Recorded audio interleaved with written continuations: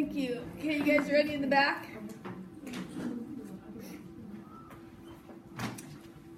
Okay. 19th, right? So we're on heart 3, but we're actually still on heart 2. So we have to finish heart 3. But here's the thing. There really isn't a heart 4. They're kind of, it's heart 4 and heart 3 are the same thing, so we're not behind. I just do that to trick myself, to try to make sure I have enough time for heart. Because I always get behind in heart. But we will not get behind in heart. So we were supposed to do some physio X's, and I don't think we'll get to physio X's today because what I want to do is this biopack. So I want to do an ECG. So I want to cover the electrocardiogram, and then I want you guys to do the ECGs on the computer. They're kind of fun. You get to put leads on people and look at their P wave and QRS waves and stuff like that. So we'll finish heart 2, and we'll do the biopack or the ECGs, and then hopefully we'll start heart 3 at the end, but we'll see. And then you guys see you have a lecture exam on the 26th. And remember, how much time did I say I'd give you in class? Because I'll come early too. No, I didn't. Nice try though. I think I said I'd give you a half an hour in class, but I can be here at 7:30, or I could be here at 7:15. Depends on how much time you think. You've had an exam. I think you said. How long did you need? How much time did you need for the exam? Do you think? I came early and I was still rushing. And how long did it take you? Oh gosh.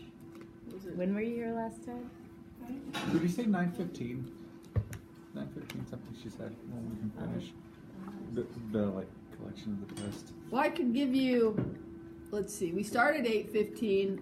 How about we end the exam at 9? 9. So if I'm here at 7:30, that gives you an hour and a half. How about that? Okay, let's do that.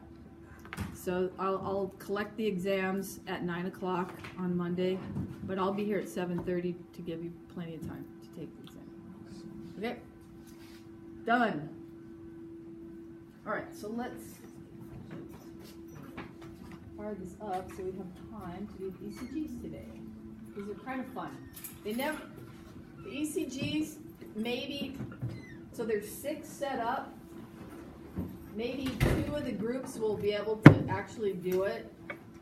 Not because of the equipment, but because people don't read instructions well.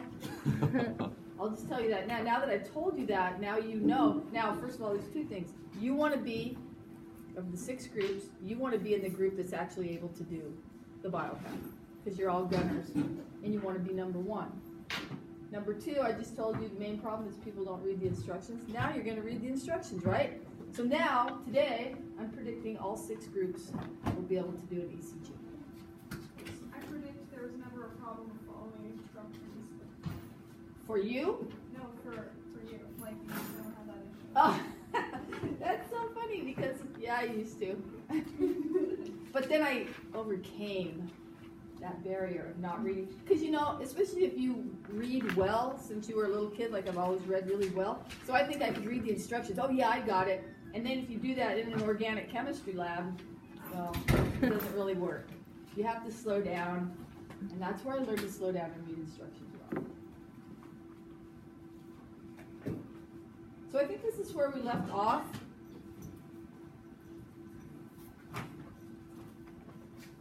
So let's forget about the question for now. Let's just review the cartoon.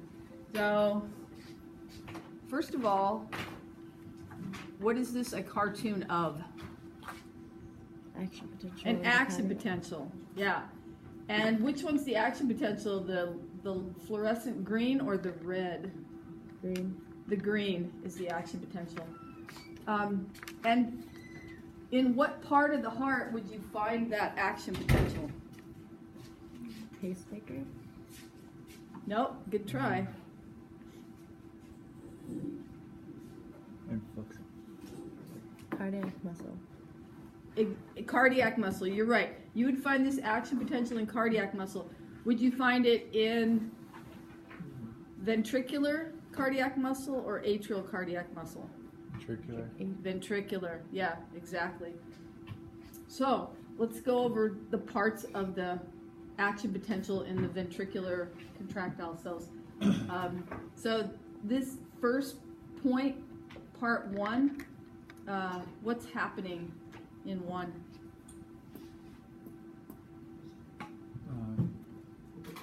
Is it the atrium's getting filled with blood? I'm glad you said that. That's right, but this is an electrical trace. So this story is about electrical events. That's a mechanical event. And that's really important to think about, especially when we do the ECGs. There's going to be electrical events that are traced on the ECG, and then there's the corresponding mechanical events. So you're right about the mechanical event, but the electrical event, so membrane potential is on the y-axis, time is on the x. What's the electrical event? And well, actually, and the molecular mechanical event that's happening at 1. So there's gross anatomy mechanical events like atria or contracting, ventricles are filling, etc. And then there's molecular or channel events. That was my clue. What's the channel event that's happening at 1? Calcium is binding to something? No, calcium is going to come in later in the story. Were you guys at Hamilton this weekend like I was, instead of studying? Yeah, I was just bragging about that. I was at Hamilton yesterday, and it was amazing. If anybody even knows, do you know what that is, Hamilton? Close. It's this guy wrote a play, a musical about Alexander Hamilton. And it's kind of cool because it's sort of modern. They have rap battles instead of debates, and it's really cool. But anyway, that's where I was, and you guys are supposed to be home studying this, and yet no one can tell me what number 1 is. Didn't study. Oh, don't worry about the Studies. question. I was just focusing on them. Oh, it makes it like where. Sorry, well, I said that originally, but you're right. I didn't say it enough times. Okay, I see what. I'm glad that you said that. Because we're not focusing on the question. I'm just using this cartoon as a warm up. So don't look at the question.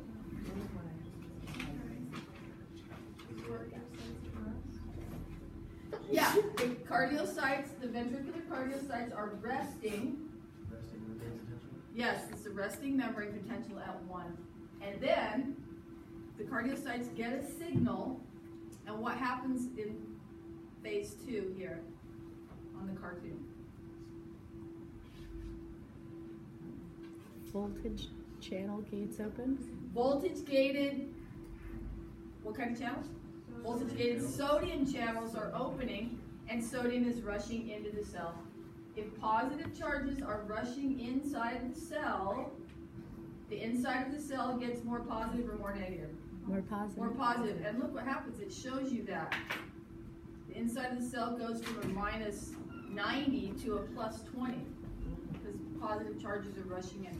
Then what happens at 3? There's an even exchange of calcium. So it's like plateaus. The plateau is 4. What happens right before? You're on the right track though. Help him out. He said something about calcium is happening. It closed? The channels closed? Which channels? The calcium? Oh no, the sodium. And what kind? Voltage or ligand gated? Ligand. Sodium channels. They're voltage. They're still the voltage gated sodium. Voltage gated sodium channels here. Sodium rushes in. Voltage gated sodium channels close. And what else happens at 3? Yes. Through what kind of channels? Nope. Voltage gated calcium channels open. Now think about it. If you are a voltage gated calcium channel, imagine that.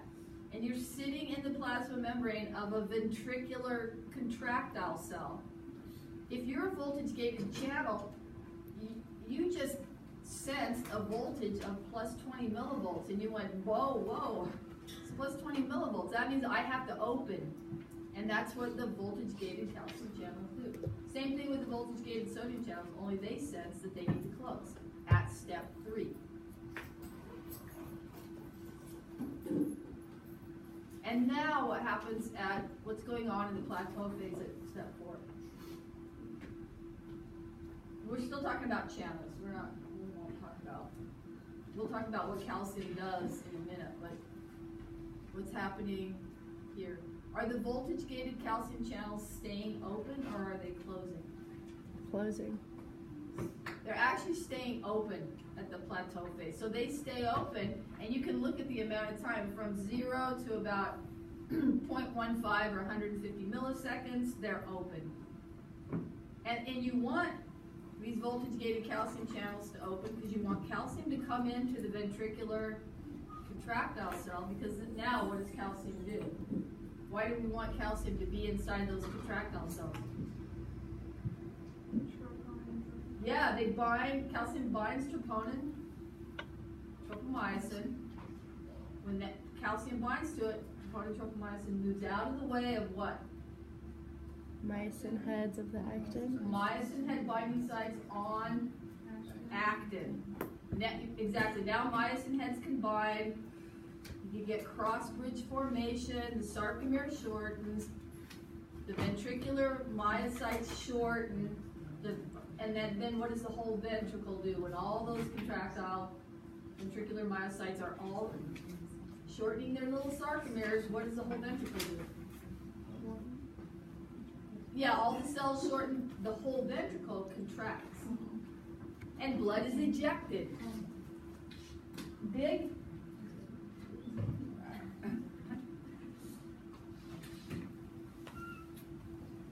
What happens at 5? Repolarization. The beginning of repolarization, exactly. And what's happening with the channels at 5? But you're right, the 5 is the beginning of this repolarization phase. What channels are operating at number 5? Is it potassium that's opening up? Voltage-gated potassium channels are opening up. And sodium's closed? And not sodium, but calcium. voltage-gated calcium channels are closing. Plateau phase now is gone because the voltage-gated calcium channels are closed. Voltage-gated potassium open. Which way is potassium moving? Into the cell or out of the cell? In. Out of the cell. Wait. Positive potassium is moving down its concentration gradient out of the cell. And as positive charges leave the cell, what happens to the inside of the cell? Does it become more positive or negative? Negative, and that's what it shows on the trace. And then you're back to resting membrane potential. Are you warmed up? No. Are you warmed up on a Monday morning to do this? Because we're going to do SA node cells now, the same exercise, only with SA node cells. And I want you to be warmed up. I don't want you to pull any muscles in your brain or anything. I want you to be fully warmed up. Now, the red line, it doesn't show, it should be labeled on the other y-axis, but the red line shows the amount of tension or force that's generated in the cells when this action potential happens. Does anybody know, if they did have the y-axis labeled over here, does anybody know what the units of force are? Anyone have physics? Units of force? It's kind of a cool name. Newtons, Isaac Newton, gravity, force. And it would actually be in micronewtons of force that each cell can generate. Okay, now we can go to a question. Now that you're all warmed up, we're good. Have you heard of this verapamil? It's a drug, obviously, verapamil is a drug, but what it does, they give it to people and it'll inhibit their calcium channels in their contractile cardiocytes. What if what's going to happen to the heart as a whole if you inhibit calcium channels? So calcium cannot fully get into the ventricular. Contraction can't happen. It's going to inhibit contraction of the heart. Yeah, exactly. And it would also have some effect on the action potential of the cardiac cell too. Why would you give someone verapamil? Why would you want their heart to contract less forcefully? Pardon me? That's too much. It tries too much, or they have high blood pressure. If you give them verapamil, that would decrease their blood pressure. If there's less pressure and force coming from the heartbeat, it's going to lower your blood pressure. Yeah. In regards to number one, would the sodium channels, voltage channels still open and close? Like, would they have really shallow action potential? I can give you the simple answer, which would be that the pharmacologist that designed this drug, it would only act on certain calcium channels. It wouldn't have any effect on sodium channels. That's the easy answer, but then there's side effects to every drug, so verapamil might affect other things, but it was designed to inhibit calcium channels. And I'm not sure, we could look this up, but I don't know if verapamil is designed to inhibit both the voltage gated and the calcium gated calcium release, or just one or the other channel. I'm not sure. And obviously you wouldn't want to give someone this drug if it inhibited every single calcium channel on every single cell, because then their heart would contract, they would die. So you just want to decrease by a little amount the amount of calcium that gets in, decrease the force of contraction a little bit. That's going to decrease their blood pressure. That's the idea. Okay, cardiac conduction system. Here's the pacemaker cell, and the pacemaker potential, like the action potential, pacemaker potential, is a specially designed action potential that will allow contraction of both the atria at the same time and then both the ventricles at the same time. I think we've gone over the conduction system briefly, didn't we? We didn't do, you guys know this is it's called the pacemaker of your heart. It's also called the SA node, sinoatrial node. Sino from sinus, meaning space, and it's in the atrium. So the SA node starts the signaling, the action potential goes out to both atria, and then see this yellow arrow here? The action potential goes from the SA node to the, you know what this guy's called? It's right between, it's in the wall of the atria and the ventricle. So this kind of Atrioventricular. AV node, yeah. Exactly. Atrioventricular node. And then it goes into the ventricle, from the atrium goes into the ventricle through this bundle of His. And then it splits into the right and left bundle branches, and then it goes into ththese Purkinje fibers. And now that signal that started in the SA node can get out to the ventricular contractile cells, and they all contract at the same time. Remember how thick your ventricular wall was, especially your left ventricular wall here? Mm-hmm. These Purkinje fibers just infuse that ventricular wall, and they're telling these ventricular cardiocytes to contract.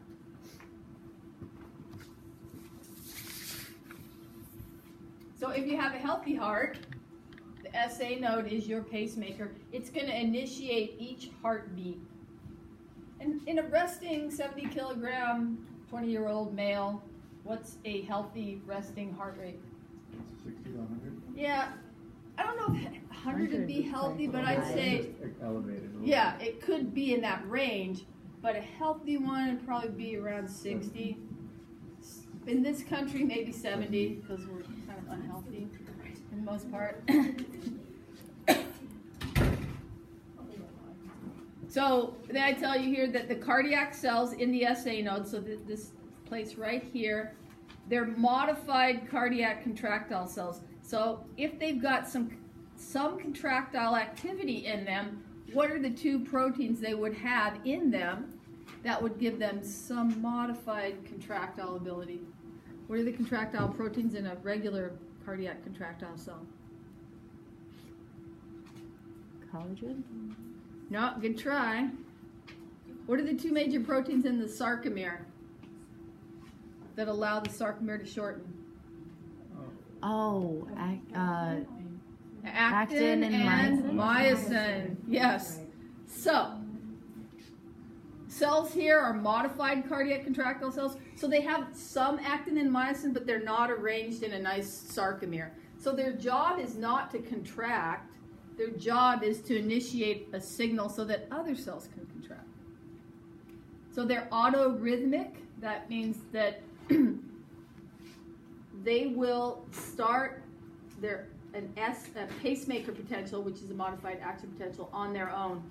Nobody needs to tell these cells to start electrical activity. They just do it your whole life. Magically. It's not really magically, but... So instead of an action potential,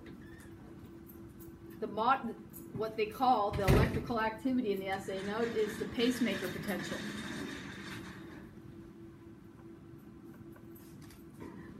So if the pacemaker potential gives you 70 signals a minute, that means your heart rate is 70 beats per minute.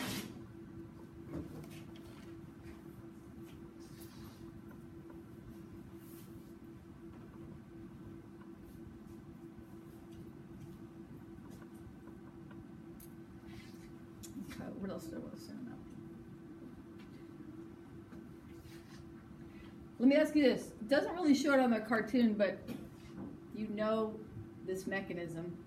If you are an electrical signal and you start here in the SA node and you have to get to an atrial contractile cell over here in the left atrium, so you started in the right atrium, you have to get over here to a cell in the left atrium. How is that electrical signal from the SA node going to travel in the atria? How does the signal go from cell to cell to cell to cell? What specific? Desmosomes? Close. You're on the right track. Not desmosomes. Remember, how do cells communicate between each other? Gap junctions. Gap junctions.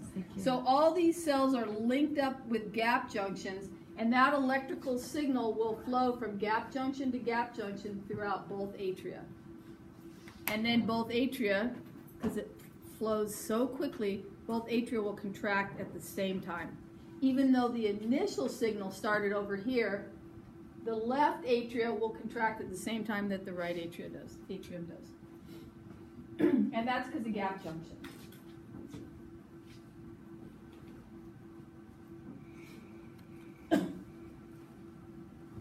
So, which one of these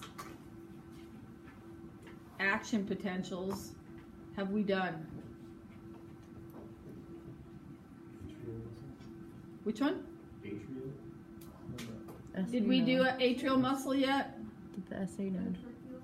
Have we actually done we talked about the SA node, but have we talked about this pacemaker potential yet? No. Nope. Ventricular muscle. Yeah, this is the one. And the reason I point this out, check out the plateau. This is a ventricular muscle. Remember, it's got that calcium plateau. Look at how the other cartoon, the plateau kind of went down. This plateau bumps up. Neither one of them's really a plateau, but this is the one that we've done. Now we're going to do the SA node. We're not going to, so we talked about this one in detail. We're going to talk about the SA node in detail. We're not going to talk about atrial muscle or AV node in detail, but know that they have these peculiar traces. But this is all electrical activity. So what would be on the y-axis if all these pacemakers and action potentials?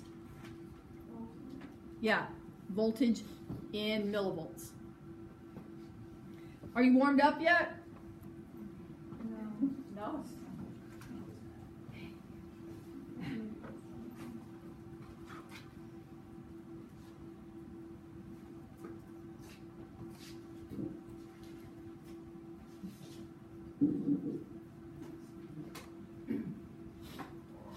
Just from the middle cartoon, what do you notice about the two nodal pacemaker potentials? So here's the SA node, here's the AV node is the third one. What do you notice about their resting membrane potentials compared to the atrial contractile cells and the ventricular contractile cells? Yes, exactly. So the pacemaker potential in the SA node, the pacemaker potential in the AV node is not flat. So they don't have typical resting membrane potentials. And we're going to see why in just a second. So does anybody have any questions on this? As you drink it in slowly, like fine wine. Always goes down smooth. No, it doesn't. Okay, so here's our cartoon. Check it out. First thing we notice, well, let me back up. I always like to make sure that we understand the axes of the graphs.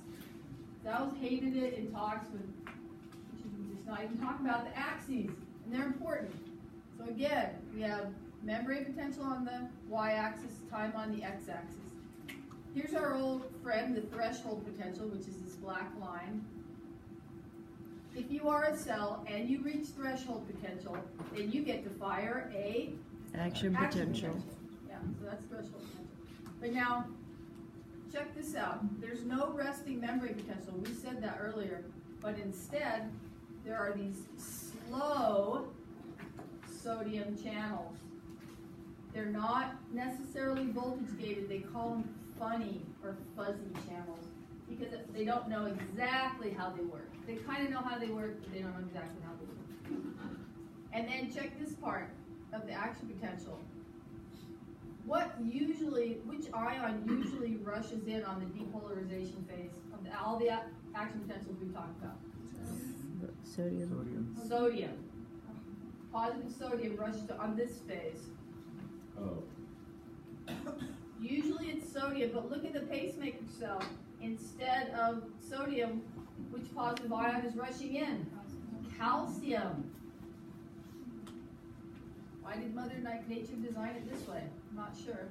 She did.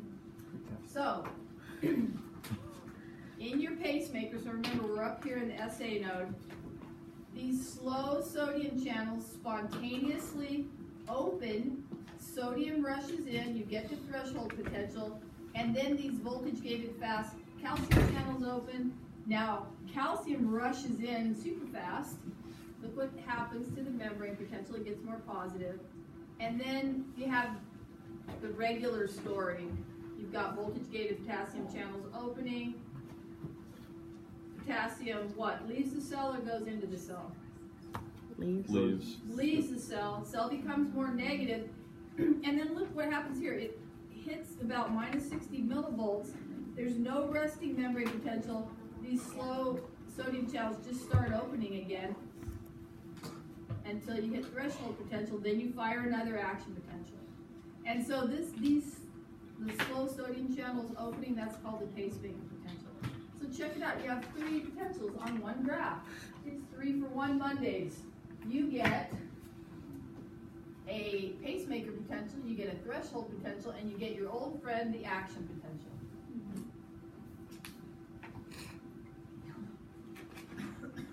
And if this doesn't work, your SA node doesn't work, and your heart doesn't beat. But I lied just a little bit, because if your SA node goes bad, which node can take over? NA node? The AV node.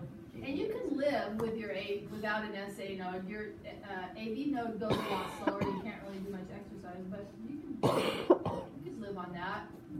But then what happens if your AV node goes? Pacemaker. Then you're dead, because you can't get any electrical signals I mean, you might have some spontaneous electrical firing and your ventricles will be so spontaneous you won't have a nice regulated contraction of your ventricular myocytes like you get when the Purkinje fibers send the signal.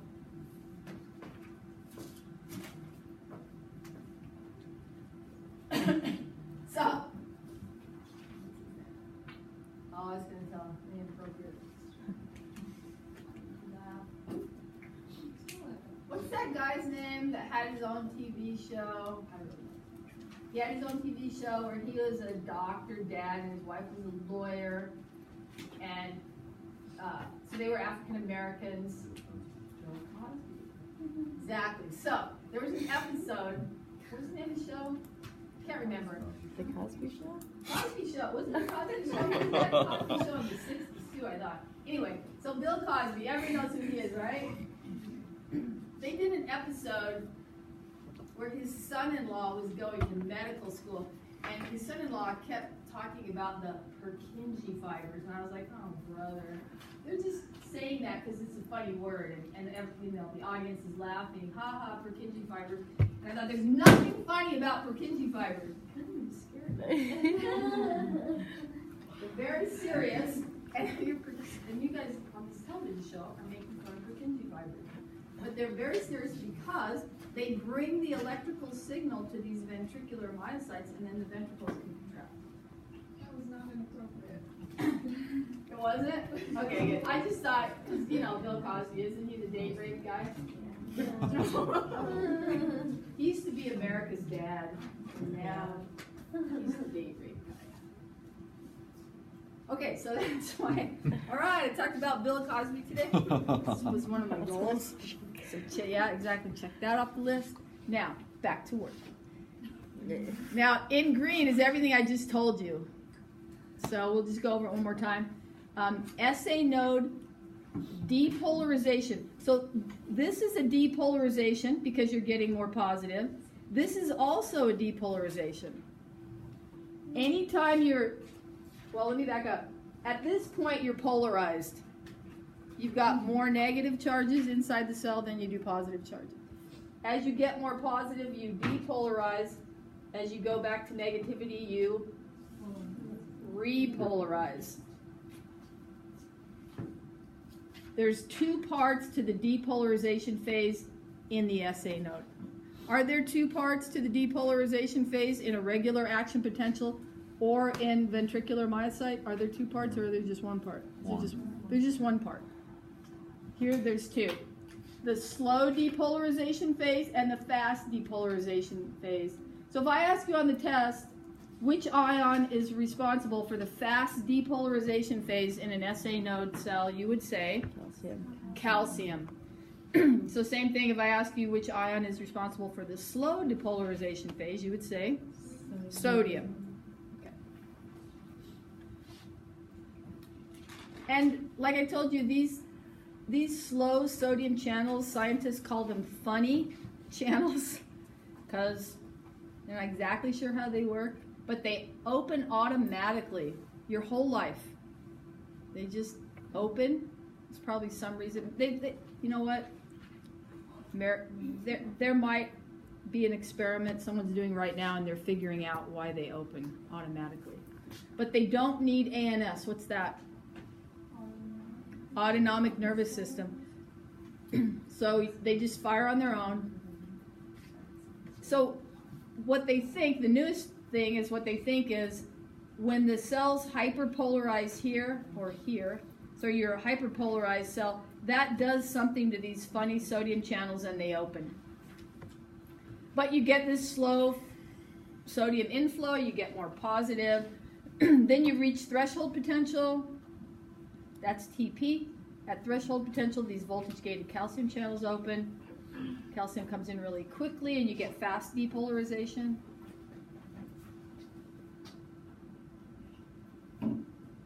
At the peak of the action potential, the slow sodium and the fast calcium voltage-gated channels close. And then I said this earlier, all the cardiocytes in the right atrium and also in the left atrium are depolarized because sodium will spread through the gap junction. And then each one of these cells will fire an action potential. And is the action potential trace in the atrial cells, does it look the same as the SA node cell? Does the electrical action potential trace look the same?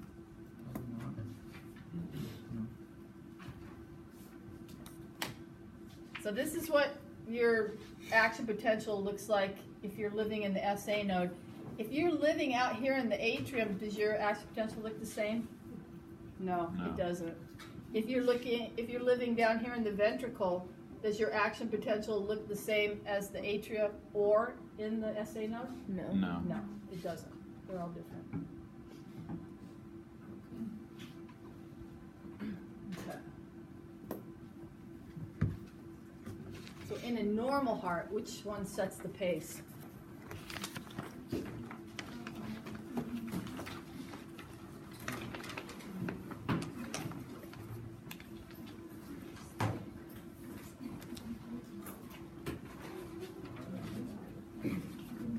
If you said A, you are correct. Okay, and then we talked about this. In the repolarization phase, the voltage-gated potassium channels open. Potassium rushes out to the ECF, down its gradient. We talked about that. When the intracellular fluid of these cells is losing positive potassium, it becomes negative. We talked about that.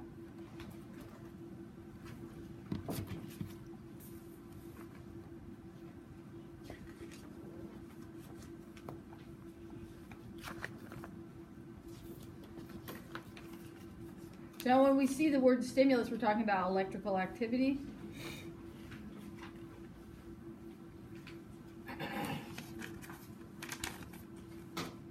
If you said D, you would be correct. So the pacemaker potential is the potential that you find in SA node cells.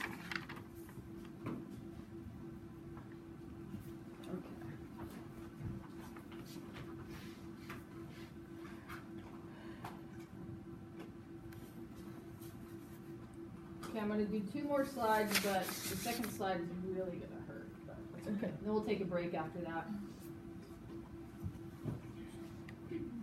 All right, we went over this already. This just it looks like it gives you times.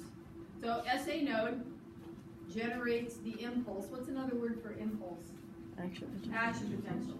Yep. SA node generates the impulse, and then the impulse travels to the AV node and also to the right and left atrium. And then from the AV node, the impulse goes into the AV bundle of His, and then that bundle branches into the bundle branches, and then the bundle branches curve upward into the subendocardial conducting network, aka the Purkinje fibers. Mariam calls the Purkinje fibers the subendocardial conducting network. And it's just a network of specialized cells that brings the electrical information to the ventricles. And here's the path. So I think on the test, I give you like this, the following is the correct path of signal flow.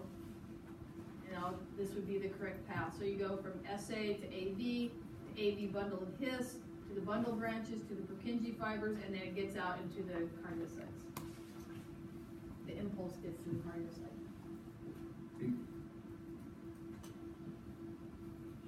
Is Purkinje someone that found Yeah, them, exactly. Or is there like a Latin word? No, that's that person's name. Can't think of the first name, but yeah, Purkinje. What nationality would that be?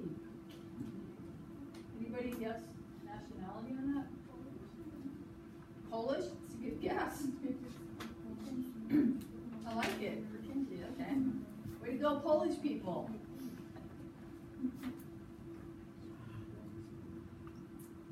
So when that action potential or impulse from the Purkinje fiber hits the ventricular cardiocytes, so living here, that they all have sarcomeres in them and they can all contract. What's the first channel in one of those cardiocytes? What's the first channel to open? The funny sodium. Voltage gain sodium channel, yeah.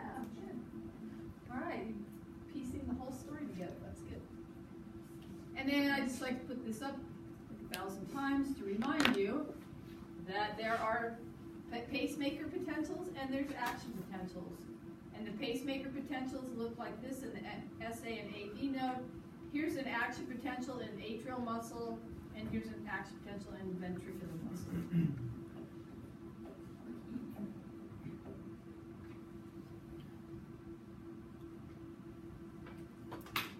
All right, are you ready for some mechanical events? Here we are. Yeah, we'll just do this slide and then we'll take it. So here's your old friend, the heart. Let's get our bearings. We've got, you guys know this by now, the two atria, the two ventricles. What's this guy right here? Pulmonary trunk, and what's that valve associated with pulmonary trunk? Pulmonary semilunar valve, yep. And then how about this thing right here? Aorta. Aorta. And then what's that little valve associated with the aorta? Aortic semilunar valve.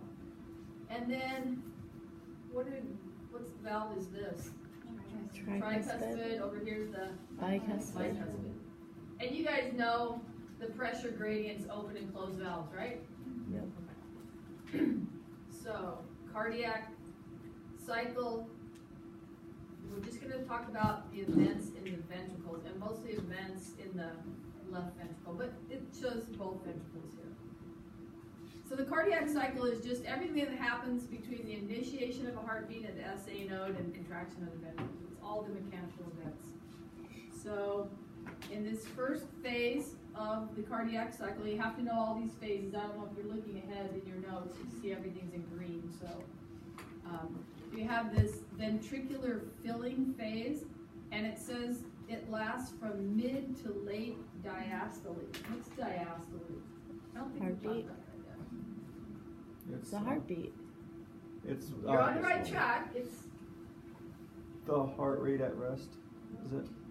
the heart at rest, the ventricles at rest, and the atria at rest. So you could have atrial diastole, the atria are at rest, ventricular diastole, the ventricles are resting.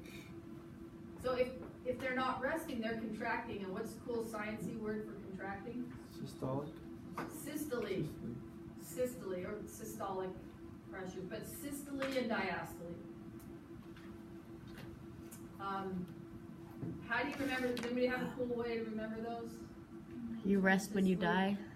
That's what I remember. Diastole, when you die, you're completely relaxed. Dead. So, diastole is when the heart is relaxed. And systole is when it's contracted. So ventricular filling, mid to late diastole. And that makes sense, right? The ventricles can fill up when they're relaxed. They can't fill up if they're contracting. Those are mutually exclusive events. So in the ventricular filling phase, you've got part one where the ventricles are just filling. That means the AV valves are open, ventricles are filling, blood is flowing from the atria to the ventricles. And then the second part of the ventricular filling phase is the atria contract. Once they contract, then they can give a little kick. They call it the atrial kick. And the atria kick in a little bit more blood into the ventricles. And now the ventricles are full. That seems easy enough, but let's make it more complicated, shall we? Because that's more fun. Ventricular filling includes what was left over after the ventricles contracted. So what I'm saying is the ventricles are never completely empty of blood. Even after the ventricles contract, there's still about 60 mils of blood left. That's called the end systolic volume, ESV. Does that make sense? The end of systole, that's the end of contraction, there's 60 milliliters of blood, that amount, that volume left. So when you start filling the ventricles again, the ventricles are not going to start at empty.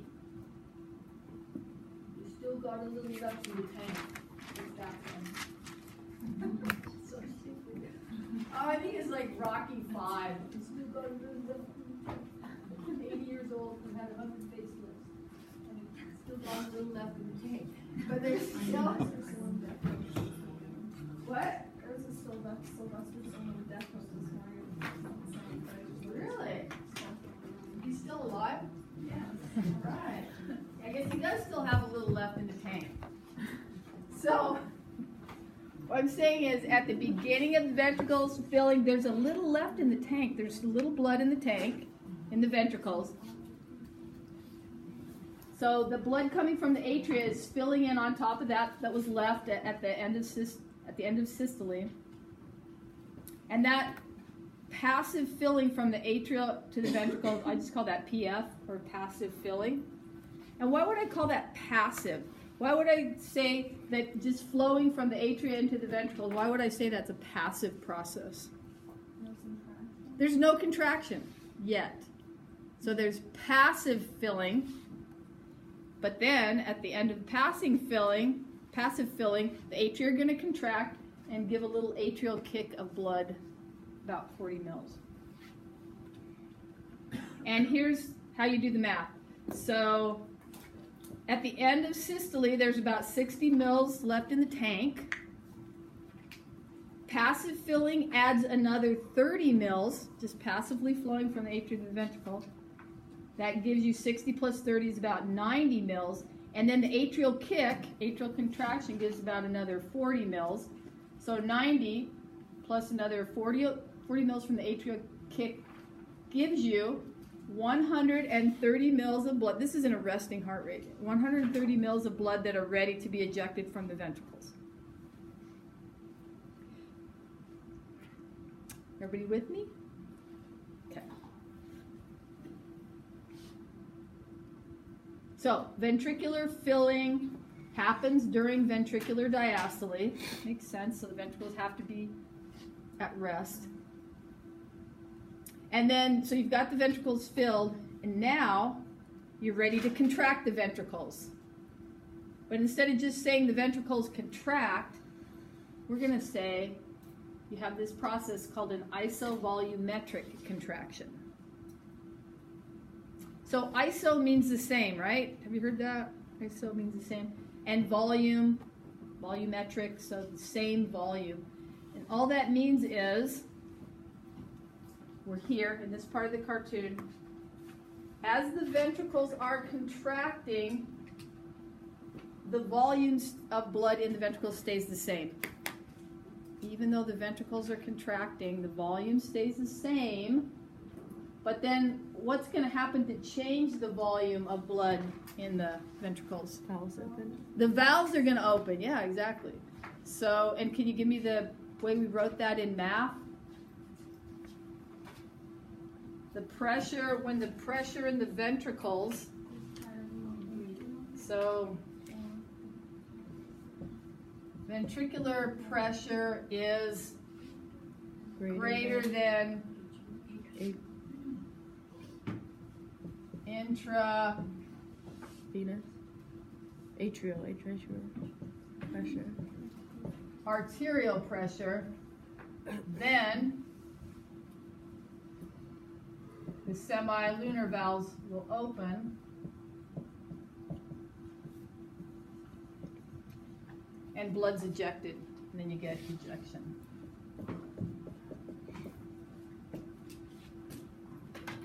So pressure in the ventricles, it's building and building and building, but it's not great enough to open the valves until it is great enough to open the valves. And then once pressure in the ventricles is great enough to open the valves, blood will flow through the pulmonary trunk and it will flow through the aorta. And you know the rest of the story. It's called isovolumetric contraction because even though the ventricles are contracting, because the valves are closed, the volume of blood stays the same in the ventricle. That make sense? Any more questions, comments? Okay. So isovolumetric contraction is during the beginning of ventricular systole, or when the ventricles start to contract.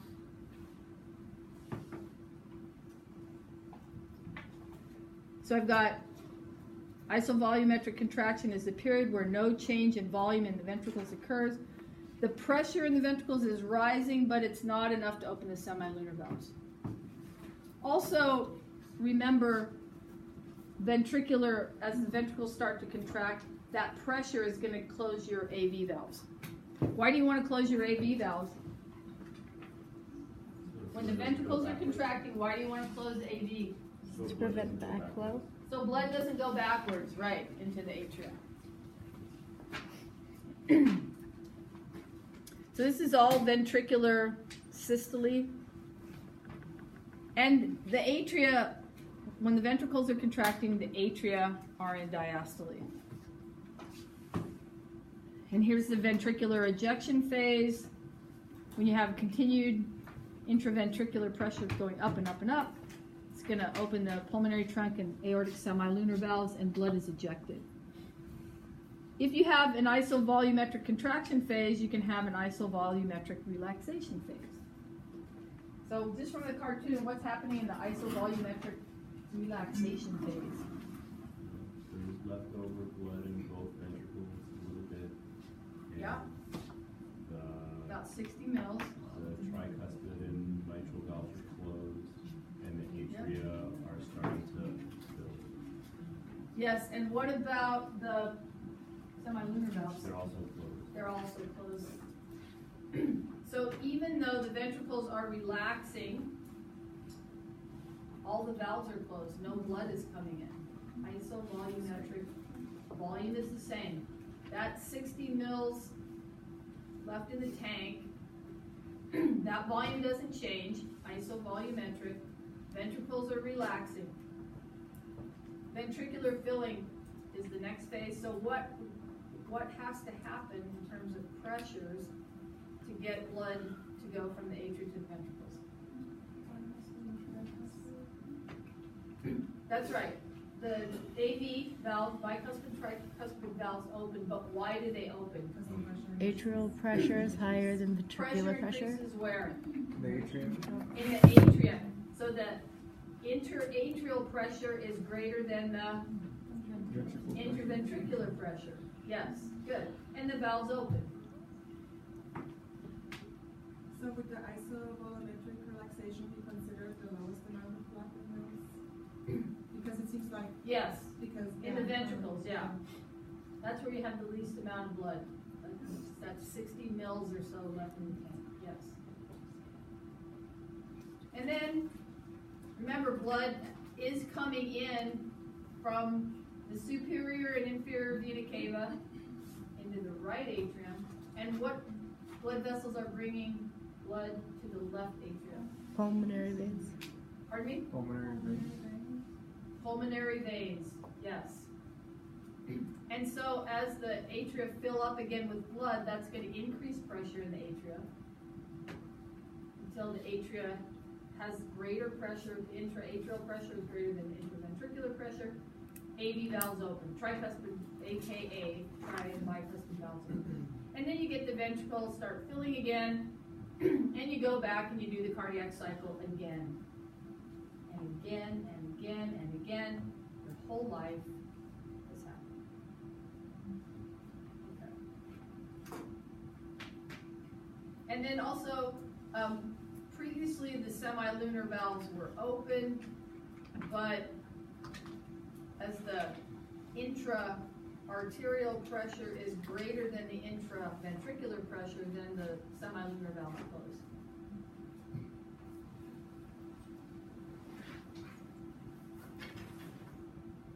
Questions? Where are the contractions? The two main contractions here. Yeah, so in the ventricular filling phase, you have an atrial contraction.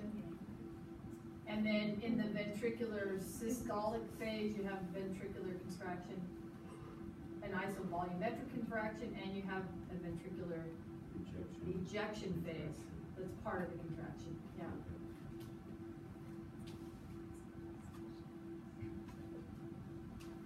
So this is a test question for sure. There's a lot of, it can be really complicated, but in terms of the test, the correct sequence of events in the cardiac cycle, I outlined 1, 2, 3, 4. So number 1 is ventricular filling, then you have isovolumetric contraction, ventricular ejection, and isovolumetric relaxation. And there's phases within sub-phases, but for the terms of the test, know those 4 that I have I have 1, 2, 3, 4. Who wants a break? Yeah, let's do it. Break time, 10 minutes.